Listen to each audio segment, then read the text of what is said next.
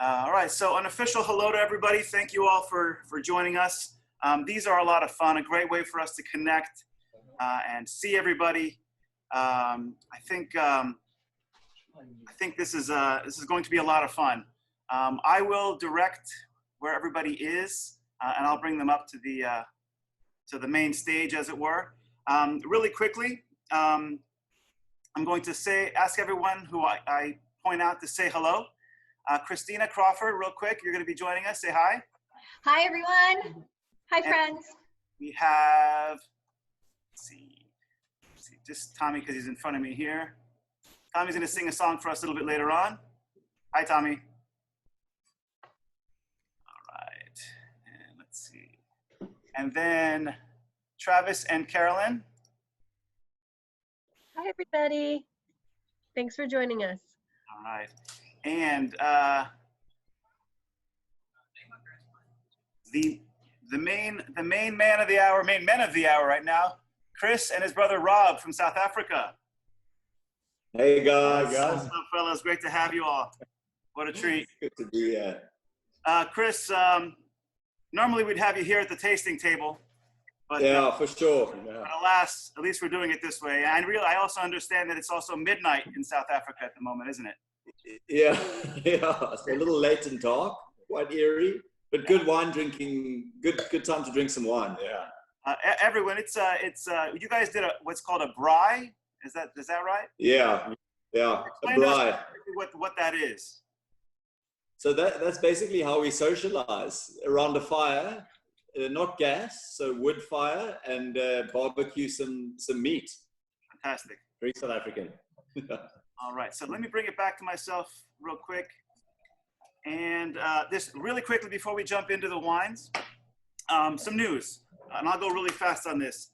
As far as Gorgio's goes, the restaurant, it's going well. Thanks everybody for their support. The to-go orders are killing it. The food's amazing, and we're so happy that everyone's come back to us.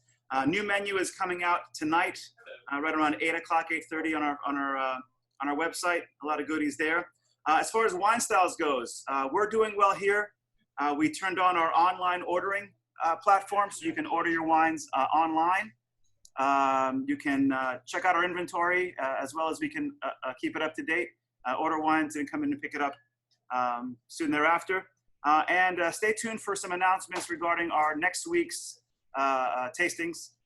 Possibly some California wineries we've reached out to. And maybe even a winery in Greece that I've teamed up with, but we'll talk about that in a little bit. Anyway, without further ado, we've got the 4 wines that we've chosen. Everyone, thank you for buying these tasting packs. I got to tell you, we've sold, I want to say we've sold about 60 or 70 of them, and we put this together with the thinking that the first 3 wines you're having, the Chenin Blanc, the Pinotage, and the Soaring Eagle, are great for everyday drinking. And the Sir Thomas is one that I had to throw in there because we want to see how good these guys can make some reserve wine. And it's something you could probably age and put away for a little while. And I hope you can appreciate that. It was a little bit more than I wanted you all to spend this time, but I think it's worth it. And I think you all will appreciate that. And I thank you. So Chris, I'm going to pass it over to you. If you guys, everyone out there has their wines chilled, I'd say start filling the glass. Cool. Chris, you're ready to go, buddy. We're good. Yeah, well, yeah, thanks, Arthur. Thanks for organizing this. Really sad not to be there, but it's great to have Rob here. So as a lot of you know, we're a proper family business. So I'm wines and vines, so I'm all production. Rob is marketing and sales, and the farm's been going since 1812, so just over 200 years. My dad made the first wines in the mid-90s, so as far as wine production goes, we're relatively young. I took over in 2007, and then Rob came back. I took over production. Rob came back and took over marketing and sales. We're passionate about being an estate. So from vineyard to bottle, we do on the farm. We're passionate about being grown, made, and bottled. So we've got control of the entire process, and gives us, basically we believe the wines that you're going to taste are really authentic and represent the farm and the estate. You must just stop me if there's anything you want to add, Rob. Yeah, I mean, I think, so we in Stellenbosch with which is in the Western Cape of South Africa. So we're about a half hour drive from Cape Town. It's from the coast, from False Bay. So Stellenbosch is really the sort of the center of the wine region of South Africa. And on the Simonsberg mountain, that's where we are. And we've got 30 hectares of vineyards, so just over 70 acres. It's about 100. Yeah, 70 acres. Just over 70 acres. And obviously the focus for us where we are is on the reds. But Chenin Blanc is obviously a great cultivar. Yeah. For us. Yeah, so I'll jump straight into the Chenin. So we do. My dad never made white wines; he only made reds.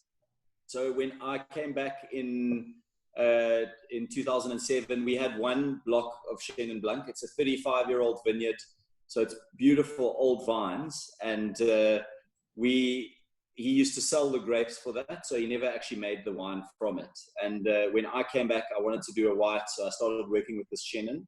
And I originally made one Chenin, but I made two styles of Chenin. I made one Chenin from two picks. So we are trying the First Light, which is basically our second pick through the block. So I go get the team, our first pick, I get the team to go through. We pick all the more exposed bunches. So they turn gold, they sort of develop more riper flavors. And that goes into our honey bunch, which is our other Chenin, which Arthur has as well. And then this is the First Light. So this is more the shaded bunches. Because they're a little more shaded, they tend to stay greener, maintain more acidity. Obviously, being where we are, New World wine growing country, it's a little warmer. So we like to look for cooler sites and then sort of cooler aspects. And then obviously this, with being more shaded, it keeps that acidity and freshness in a warmer climate. And then I basically pick it. We do everything spontaneous fermentation, so all uninoculated. So I basically bring the grapes in.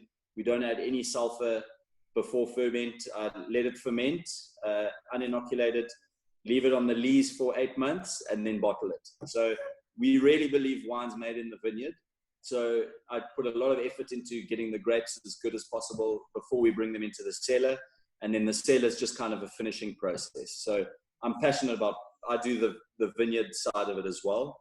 And I think that's really where the wine's made. So great wines are made in the vineyard. And this is our you guys are having the 2019 as well, eh? I assume. That is correct. The 2019. Awesome. Awesome. So, so what is the deal? You don't call it Chenin Blanc, do you? We do. Well, so it was originally called Steen. So Chenin is the most planted white grape varietal in South Africa. It was originally planted in the 60s and 70s, or big plantings for making brandies or rebate wine. So it gave big yields, but the bunches were very compact. So in Afrikaans, Steen is stone, and they're actually called Chenin Blanc Steen because the bunches, or stone, because the bunches were so compact and so hard.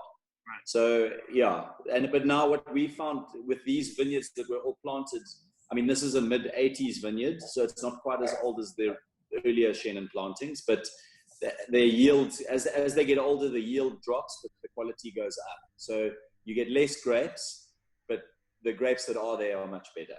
So. And I've noticed you went with a Stelvin enclosure on these. Is that a tradition? I know that Australia, New Zealand, and a lot of South African wines are going with the Stelvin. Yes, so it kind of depends on the wine. I mean, I think when they invent a Stelvin that makes that cork popping sound when you open it, will change everything. But it is, I mean, Stelvin's a perfect seal. So it basically, when you bottle a wine, you've got to be pretty confident that it's how you want it to be, because it's not going to evolve a lot in the bottle. But it depends on the style of wine. So this First Light, where we want it to be fresh, juicy, light, nice and crisp, a Stelvin just suits the style really well. So for this one, then we'll taste the Soaring Eagle a little later, which is also under Stelvin. Those are our two wines that we do under Stelvin. It's also a lighter, juicier red that we want to stay really fresh, where some of our more serious wines, when you want them to evolve, that little bit of air or oxygen that the cork allows just helps wines mature a little more, the sort of heavier styles of wines. Now, I do know that when you buy the Stelvin, sometimes you can buy the Stelvin cap that allows a little bit of air into the Yes. the carpet, into the glass. Yeah. So you get two different on the Stelvin, in the Stelvin cap. You get if you guys have a look inside, you get different types of sealant that they use in the actual cap. We are on our wines. You get, I don't know what they'll call it there, but you get a more sort of plastic sealant, and then you get a sort of a more almost tinfoil kind of sealant. The tinfoil is completely impermeable, so it doesn't allow anything through. And then the plastic allows a little bit more through. And our one is actually a combination of both. So you'll see it's got a little bit of a sheen to it. So it does allow a little bit of air through, but not a huge amount. All right, super. Any questions? I can see anybody here. Oh, who's trying the honey bunch? So the honey bunch is the step up from the first light, right? And that has a little bit of oak aging on it. Yeah. So the honey bunch. So basically, like I said, I mean, our first pick, I tell the team to pick everything because they're old vines. You get a very wide canopy, and so you get bunches that hang in the middle that are kind of shaded. You get bunches that hang on the outside that are more exposed. The honey bunch is our first pick. So I tell the team to pick everything that they can see basically, and it's turned gold. And that we then do a bit of skin contact in terms of flavor, skin contact, and then we go to oak barrels, French oak barrels for 1 year. And on that one, it tends to it's more towards the riper spectrum of flavors. So you get nice ripe peaches and apricots, that sort of stone fruit, where the first light, which is all the shaded bunches, they stay greener.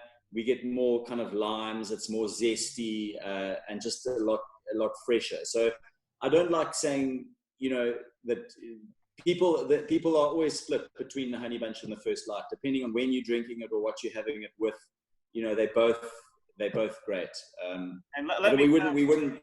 Yeah. I'm sorry to cut you off. Let me clarify to everyone who's wondering what I'm talking about with the honey bunch. When we put the order sheet out for the tasting pack, I also included some optional wines that Travis carries of Remhoogte, and the honey bunch was one of the optional wines. So we'll speak to those a little bit if we have time. So why don't we move on and crack open the Vantage Pinotage? Cool. I think we're good on time. Thanks, Rob. Are we doing, you must tell me if we must hurry along or slow down. Yeah, we're at about, we have about 20 minutes left, so we might want to move along, but we're good. Okay. We're good. No Cool. rush. So we now onto the Vantage. So Pinotage is the South African grape. As I'm sure a lot of you guys know, it's a hybrid. So it's a crossing between Pinot Noir and Cinsault, and that's where Cinsault is from the Hermitage area, and they used to call, in South Africa, they used to call Cinsault Hermitage incorrectly, but that's where Pinotage comes from. And it was first crossed in the 1920s. The first commercial Pinotages were only made in the early 1950s, late 1940s. So it's a very young varietal as far as red varietals go. But it is something that's unique to South Africa, although there is some planted in Virginia. I know that. We have 2 hectares, so it's also a single vineyard, all bush vines. So this is our only untrellised vineyard on the property. So where all of our other vineyards are trellised up onto a wire, this grows as a bush on the ground. And we find that just suits the vines and the grapes. It helps them ripen a little earlier because it's a very early ripening variety. And this is called the Vantage. So just a little bit about the name of the farm. Remhoogte, it's very difficult to say. It's Dutch. South Africa was first colonized by the Dutch, and the name, the literal translation, Rem are brakes and Hoogte are heights. So brakes like the brakes in a car, and Hoogte are heights like high mountains. And there was a pass that came down our farm, and when the ox wagons used to come from Cape Town Harbour into Stellenbosch, they used to have to put on their brakes coming down this pass. So they called the pass Brake Heights, and they've now named the farm after the pass. And the Vantage block is basically on the top of where the pass kind of went down. It's an amazing vantage point over Stellenbosch, over the town of Stellenbosch. And It's a very cool site, so faces south, gets a lot of wind off the sea in the afternoons, which cools it down. I bring it into the cellar, very gentle with the fruit. So I'll do 1 to 2 actions a day on the tank. So we'll do a pump over and a punch down, or 2 pump overs, but very gentle. Try and keep it a little lighter and a little sort of fresher. And then 2 years in barrel. So all of our reds have 24 months or 2 years in French oak. This has a new French oak, so it's not too much new oak. We don't want the oak to kind of overpower the wine, because it is quite a delicate wine, or a delicate style of Pinotage. And that's the Pinotage. Well, so listen, I'll tell you, if people know if they've been following wine for a long time, I say about as soon as 8 to 10 years ago, any Pinotage that came into the United States wasn't necessarily of the highest quality. I think it came in and it gave winemakers and Pinotage, the grape, a bad name. It was usually pretty watery, a little funky. It was cheap, but you know, it kind of ruined it for everybody else. But I've seen a resurgence in really high quality, well-made Pinotage over the past couple of years, and I think for the price and what you're giving us, it's a real star. So good job. Yeah, thanks, Arthur. Yeah, I mean, Pinotage was a challenge. I think because of apartheid, you know, everything stagnated in our industry, and people weren't traveling. And I think Pinotage it's not an easy grape to grow because it ripens early. So, like a lot of my guys, sort of my age and maybe the kind of generation above, we're all looking for cooler sites. Where originally it was all planted in hot areas, in hot sites. So the cooler sites give you a little bit more hang time, and you're able to get the ripeness without it becoming overripe and smoky and heavy and inky and dark. You know, I think it's a lot more in the style that we make it. I like to think it's a lot more true to its parents, being Pinot Noir and Cinsault. You know, you get that nice kind of earthiness of the Pinot Noir with that juicy Cinsault character. And, works. Good stuff. All right, everybody happy with this? I love it. Good stuff. I'm not drinking. All right, so let's move on. We've got we're good on time. Let's move. How about you know what? How about this? How about we take a little break, and I'll pass it over to Travis, if that's okay with you, Travis. So Travis is doing something really cool to help out the industry, and I'll let him speak to that for just a minute. 1 second. Travis, are you on? I think so. Can you hear me? Yeah, you got it. Okay, cool. So I'll make this really quick, and what we'll do is we'll share a link so everybody can check this out on their own time. But we wanted to try to bring folks together in the food and beverage industry to support small independent restaurants and folks that are really in this industry getting hit really hard, and their business models don't necessarily translate to doing everything takeout. I think that they need, at this point in time, they need all the help that they can get. And so what we wanted to do was like generate a little bit of excitement for them, for their brands, and give us as consumers something cool to have to remind us of how much we love our independent restaurants.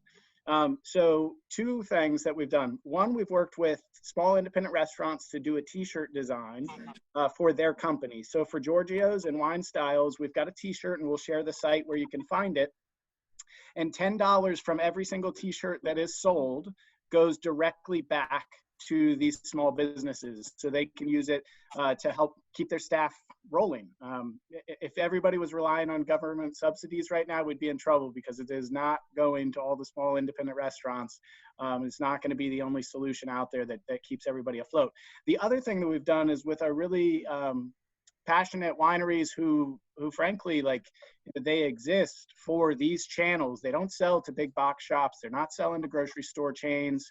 The independent restaurants and the small retailers, this is where they put their products. They feel like these are the curators that are going to do the best job putting it in front of an enthusiastic crowd. So folks like Remhoogte, they've developed their t-shirts that are also on the site. And so if you buy a Remhoogte t-shirt, $10 from every single t-shirt that's sold for them goes to the United Sommeliers Foundation. And the United Sommeliers Foundation is a nonprofit that helps out of work sommeliers. So somms are some of the first staff cut by restaurant, because when nobody can come in, they're not going to be able to sell wine by hand. So we're going to share the site. I'll type it up here, and then maybe Arthur will send it out as well. Yeah, I'll put a link out on Facebook and through the email, maybe tonight, maybe tomorrow. Okay. So get a T-shirt, wear it proudly, represent Remhoogte, represent Gorgio's and WineStyles. And again, thanks everybody for coming out and for listening to people And like me. just so you know, it's not one of those stiff, uncomfortable T-shirts. I've actually tried them on. They're those really soft, worn-in old T-shirts. Like, I know it. Yeah. I know you'll love it. And we worked with a small company, a small business, to develop the T-shirts. So the other $10 goes to Cash Design, and that's the T-shirt company that's buying the T-shirts, printing the T-shirts, designing the T-shirts, running the e-commerce site, and they were hit really hard too. So all the $20 goes to a small business. Cool. All right, let's move on here. Let's move back to Chris. Chris, we're on time. Let's take a couple minutes and talk about the Soaring Eagle. Cool. So I mentioned earlier, the Soaring Eagle's the other wine we do in Stellenbosch. So one thing with vineyards is as they, as they get older, the fruits, you get less fruit, but you get more concentration. So with vines generally 12 years, up to about 12 years old, where we find the fruit that we get off them, it's still great. It's just not as intense and concentrated as we want in some of our reserve wines. So Soaring Eagle is generally where the fruit from our younger vines goes. It's a Cab Syrah Merlot Pinotage blend, sometimes as Pinotage, not every year, but it's basically a lighter, fresher red. It still has 2 years in barrel, so 24 months in oak. So, I mean, it's still a serious red. It's just not as intense as our other reds. But if we're barbecuing or braaiing, we open the Soaring Eagle. So that's like our go-to everyday red. You can drink it in the day on its own or with a nice steak. But yeah. So what I've noticed with South African wines that I've tasted over the years is the reds specifically have this sort of savoriness to them, this sort of smokiness to them. Is that just inherent, or is it just a style that you guys have kind of grown to? That's how you make it. I think it depends on the wine, but I mean, it's generally it's a bit of what we get it from, where we are. It's part of our terroir. But I mean, I think as long as that smokiness is not overpowering, you need the fruit to back it up. And I think a lot of wines, we've tweaked, got a lot more focused on vineyards to really limit that smokiness that you get in the wines. But you definitely get it, and I think that's also good. That makes it go well with our sort of the food we eat. Super. All right, so I think we're good on time. So let's quickly talk about the reserves you've got. So we're going to be featuring the Sir Thomas Cullinan. You can tell us who that is first, and then move into what makes it special. Cool.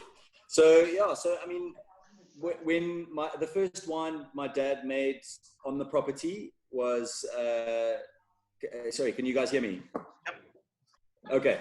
Yeah, the first wine my dad made on the property was Merlot. He always said that Bordeaux, and specifically the right bank of Bordeaux, is what got him into wine. So Merlot and Merlot-driven blends have always been a focus for him, and it's been a focus for us as a property. And so when I finished studying, he sent me to work I worked in Pomerol and then Fronsac and in Napa. So definitely very Bordeaux orientated wherever I worked.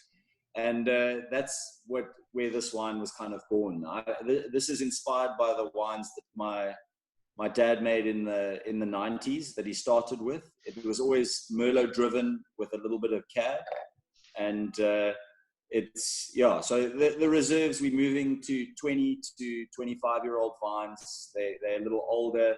They're on the slopes further up on the farm. So a lot of them are actually terraced because it gets so steep. We've had to step the slope so that we can actually farm them.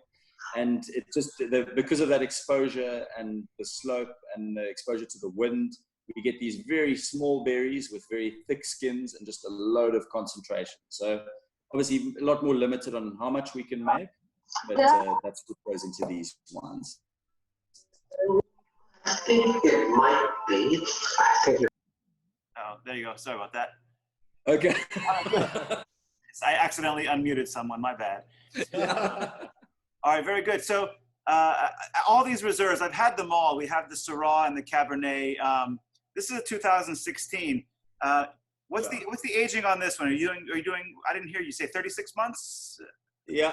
So this is 24 months, but in 80% new. The Sir Thomas Cullinan. So I think Arthur, I think you're our biggest customer for reserves outside of South Africa. So you hear that? So so basically the reserves, because they're more intense and we get more concentration, they can handle more new oak. We only use French oak on the property. We just find French oak, it brings a more savory character to the wines, which we get a lot of fruit in our wines just from the grapes. So we look for that more savory character that we get from French oak. And they have a little more new oak.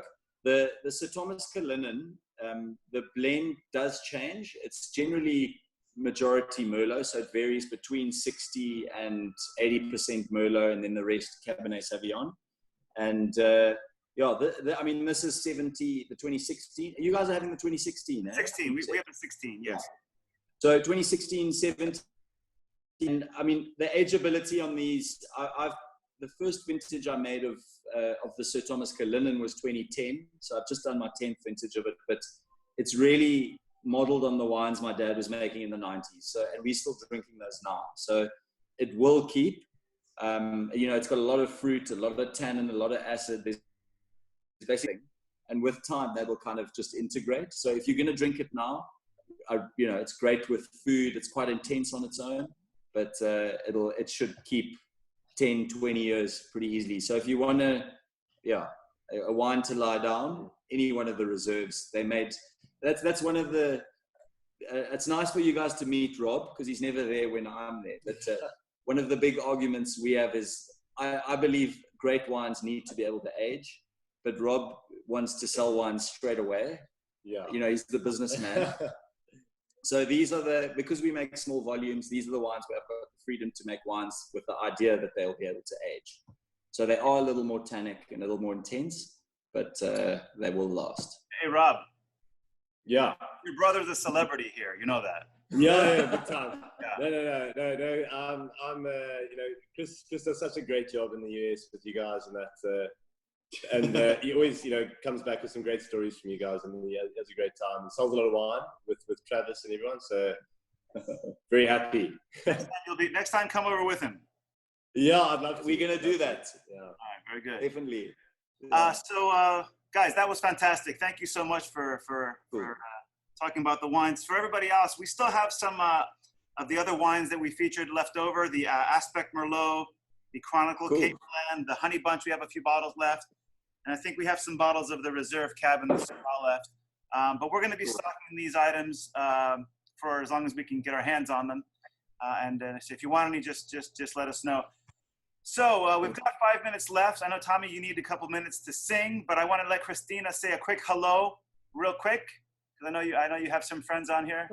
Okay, let me see. Oh, I'm so happy to see my friends. We've been inside a little bit too long, so I miss these wine tastings so much.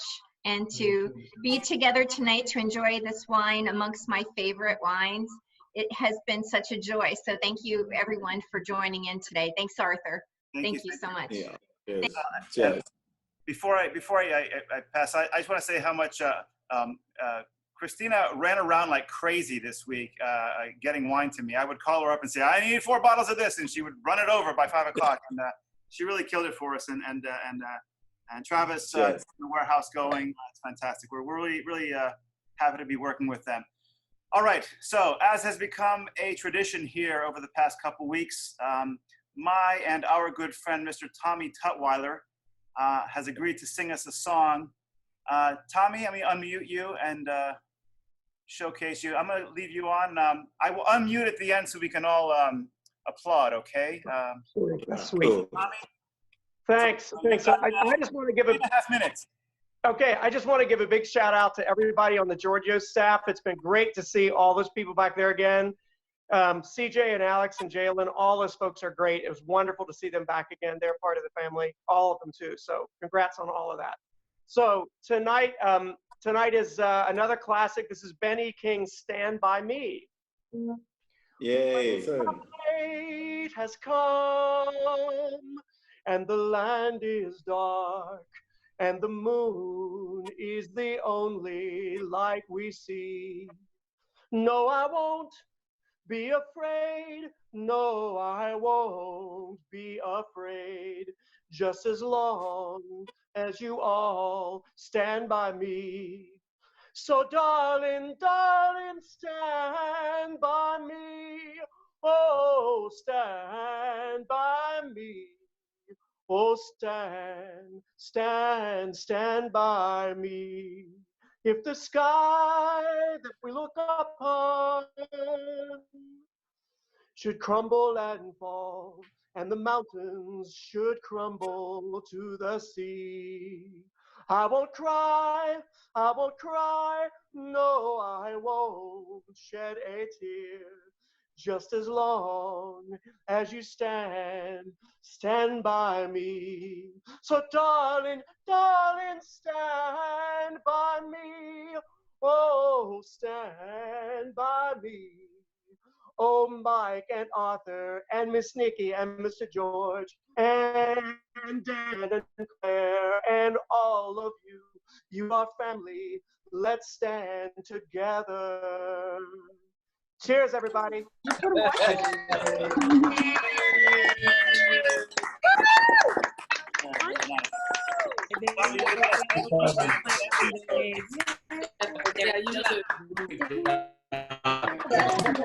We've got a few minutes, one minute left here.